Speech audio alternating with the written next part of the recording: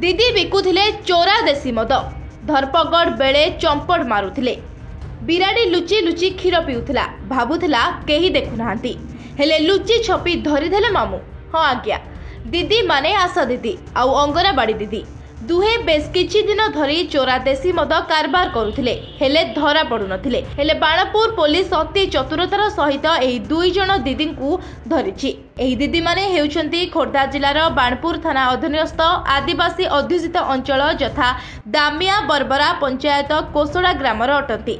Banapur police एमानंक ठारू गोटे scooty गाड़ी और ता सहित विपुल परिमाणर देसी चोरा मद जबत करिछि। एही दीदी दुहिं को गिरफ्त करी कोर्ट चालाण मध्य करिछि बाणपुर पुलिस। आउ शेषरे जेल गले दीदी। खोर्धा टांगीरू संतोष चौधरी रिपोर्ट लिव लाइव पड़िया।